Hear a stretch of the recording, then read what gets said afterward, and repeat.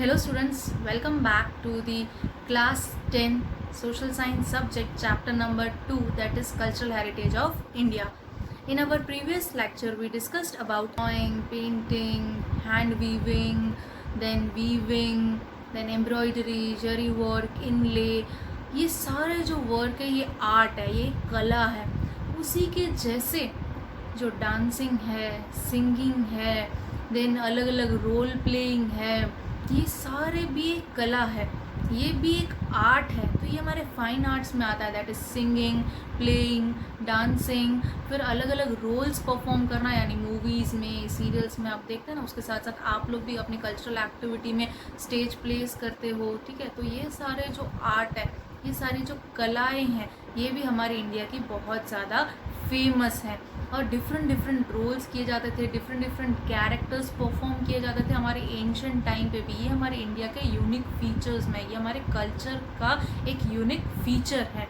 Second point में अगर देखें तो जो ये एंटरटेनमेंट पहले के ज़माने में हुआ करता था, वो एक मॉरल एजुकेशन देता था. मॉरल एजुकेशन देता था मतलब उसकी जो भी प्ले होता था या जो भी एंटरटेनमेंट का पार्ट होता था, उसके एंड में कुछ ना कुछ मॉरल वैल्यूज़ सिखाए जाते थे, कुछ ना कुछ उसमें मॉरल सीखने लायक हुआ करता था. जैसे कि आज हमारी मूवीज़ है, कुछ मूवीज़ हमारी एजुकेशनल बेस्ड होती है. आपके स्कूल ट्रिप्स में भी लेके जाते होंगे मूवीज़ दिखाने, तो हर मूवी दिखाने लेके जाते हैं नहीं, ऐसी मूवीज़ दिखाने लेके जाते हैं जिसमें कोई मॉरल होता है, जैसे Uri movie.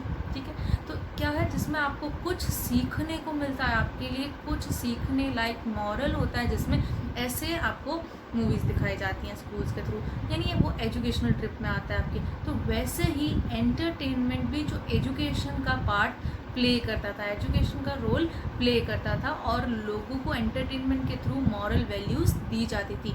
So entertainment with moral education has been imparted since ancient times through dramas based on the greatest scriptures like Ramayan and Mahabharat. तो रामायण का रोल प्ले करके और महाभारत का रोल प्ले करके या उसके थीम्स लेके रोल प्ले करके लोगों तक एजुकेशन इम्पार्ट की जाती थी. और ये दो बेस्ट एपिक्स आपने कोविड-19 के टाइम पे देखे ही होंगे और उसमें से आपने मॉरल सीखे ही होंगे. तो ये हमारी इंडिया के कल्चर है, कल्चर का एक पार्ट है, और ये इंडिया के कल्चर में एक इम्पॉर्टेंट रोल प्ले करता है, एक यूनिक फीचर ऐड करता है.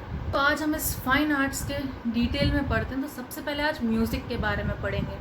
आप सबको म्यूज़िक पसंद ही होगा, राइट? तो इंडिया अपने म्यूज़िक के लिए एंशिएंट टाइम से बहुत ज़्यादा फेमस है, तो उसके बारे में डिटेल में पढ़ते हैं. फर्स्ट, इंडिया बहुत ज़्यादा यूनिक है अपने म्यूज़िक को लेके पूरे वर्ल्ड में. उसके कौन सा व्यू पॉइंट्स, 3 व्यू पॉइंट्स को ध्यान में रखते हुए इंडिया यूनिक है, that is tune, rhythm and harmony. लय, ताल और धुन, इन तीनों की वजह से इंडिया ने दूसरे कंट्रीज़ के कंपेयर में एक आइडेंटिटी बनाया है म्यूज़िक में. Second point, Samaveda, 1 out of the 4 Vedas is considered to be associated with music. हमारे जो 4 वेदास हैं, ऋग्वेद, सामवेद, यजुर्वेद और अथर्ववेद, उसमें से जो सामवेद है वो म्यूज़िक के साथ कंसिडर्ड है, वो म्यूज़िक के साथ एसोसिएटेड है, वो म्यूज़िक के साथ जुड़ा हुआ है. थर्ड, रिचर्स ऑफ सामवेद आर संग with tune and rhythm of music. जो श्लोक्स हैं सामवेद के, वो म्यूज़िक के ट्यून और रिदम के साथ गाए जाते हैं. Music involves both singing and playing. Music में सिर्फ गाना नहीं होता है, उसमें गाने के साथ साथ इंस्ट्रूमेंट बजाना भी होता है. 7 वॉवल्स हैं सिंगिंग के, जैसे आपके इंग्लिश के वॉवल्स होते हैं A-E-I-O-U, उसी के साथ म्यूज़िक के ये 7 वॉवल्स हैं, दैट इज़ सा, रे, ग, म, प, द, नी, राइट. देन उसके बाद Indian music can be divided mainly into 2 parts. Indian music को मेनली 2 पार्ट्स में डिवाइडेड है, that is classical music and pop music. हमारे क्लासिकल म्यूज़िक में 7 मेन राग्स हैं, that is Shri, Deepak, indole, मेघ और Bhairav. It is believed that all these 5 rags have came out from the पंचमुख of Lord Shiva. ये जो 5 ragas हैं वो लॉर्ड शिव के जो पंचमुख है उससे ये राग्स इंट्रोड्यूस हुए हैं. एंशंट इंडिया में म्यूज़िक के बारे में बहुत सारी बुक्स टेक्स्ट लिखे गए थे, लेकिन हमारे सिलेबस में बेसिकली हम 3 टेक्स्ट के बारे में पढ़ेंगे, दैट इज़ संगीत मकरंद, संगीत Ratnakar and Sangeet Parichat. So let us start with Sangeet Makarand. संगीत मकरंद जो है वो नारद जी ने लिखा था। नारद जी को तो आपने रामायण में अभी देखा ही होगा। तो उन्होंने संगीत मकरंद लिखा था इन 900 BC।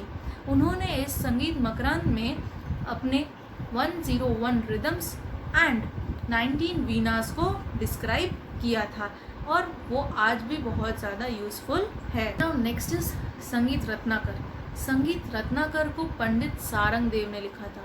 जो पंडित सारंग देव है वो दौलतबाग देवगिरी में रहते थे और उनको साउथ के और नॉर्थ के म्यूज़िक का बहुत ज़्यादा नॉलेज था, वो बहुत ज़्यादा उससे जुड़े हुए थे। पंडित विष्णु नारायण बतखंडे ये ऐसा मानते थे कि जो संगीत रत्नाकर जो ये बुक है वो सबसे ऑथेंटिक बुक है म्यूज़िक में। Sangeet Ratnakar is believe to be unique in understanding of all the aspects, कि सारे एस्पेक्ट्स संगीत रत्नाकर में कवर हुए हैं, इसके लिए इसको एक यूनिक बुक माना गया है। नेक्स्ट इज संगीत परिचत। संगीत परिचत एक बहुत इम्पॉर्टेंट बुक है म्यूज़िक की। पंडित अहोबोले ने इसको लिखा था और उन्होंने इसको नॉर्दर्न हिंदुस्तानी में इस म्यूज़िक को लिखा था इन 1665। इसमें इन्होंने 29 टाइप की ट्यून को डिस्क्राइब किया था और उन्होंने बहुत इम्पॉर्टेंट कैरेक्टरिस्टिक इस बुक में नोट किया था राग के बारे में, कि हर एक राग के अपने इंडिविजुअल कैरेक्टरिस्टिक और फीचर्स हैं। Some other points of music are, first point, जो अमीर खुसरो थे, अलाउद्दीन खिलजी के टाइम पे जो अमीर खुसरो थे वो बहुत ज़्यादा फेमस थे म्यूज़िक के लिए। उन्हें टूटिए हिंद भी कहा जाता था, that is parrot of India, because उनका बहुत ज़्यादा कंट्रीब्यूशन था म्यूज़िक एंड पोइट्री के फील्ड में। बहुत सारे सेजेस और सेंट ने मिलकर जो इंडियन म्यूज़िक है उसको भक्ति के साथ कनेक्ट किया था, कि वो लोग अपनी प्रेयर्स, आज हम प्रेयर्स गाते हैं किस फॉर्म में गाते हैं, म्यूज़िक के फॉर्म में गाते हैं। तो क्या है, ये भक्ति संगीत है। ये भक्ति संगीत कब स्टार्ट हुआ था? 15th और 16th सेंचुरी में स्टार्ट हुआ था और इसको इनिशिएटिव करने वाले लोग कौन कौन थे? चैतन्य महाप्रभु, कबीर, तुलसीदास, मीराबाई एंड नरसिंह मेहता। इन लोगों ने और बहुत सारे ऐसे लोग हैं जिन्होंने इसको फेमस बनाया। जो डिसिपल्स थे यानी जो भक्त थे स्वामी हरिदास के, that is Biju Bawra, Tansen, duet girl तानारेरी, इनको रेयर ज्वेल्स माना जाता है। 15th सेंचुरी के म्यूज़िक के रेयर ज्वेल्स माना जाता है, दैट इज़ रत्न, म्यूज़िक के रत्न इन्हें माना जाता है।